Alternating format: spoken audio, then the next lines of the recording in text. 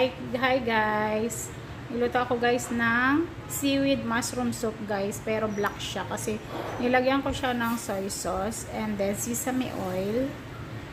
Ayan, tapos ilalagay natin yung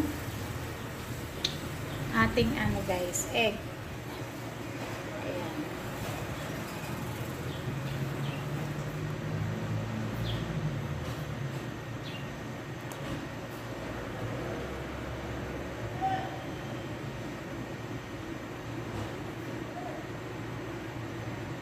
Wow!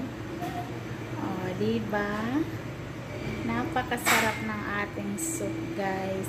Para lang tayong nasa resto, guys. Pag in-order natin to sa resto, super mahal. Ganyan lang ang gagawin nyo, guys. Kung gusto nyo, maglagay lang kayo dyan ng water, lagyan nyo ng soy sauce, tapos, lagyan nyo ng mushroom, and then, lagyan nyo ng sesame, yung seaweeds pala ito guys, hindi pala sesame. Pero may sesame oil to guys, nilagyan natin. Ayan, kulay itim na yan guys, yung nabibiling seaweed sa market. Ayan o. Tapos ayan, nilagyan lang natin ng egg. So, meron na tayong soup na masarap. Diba guys?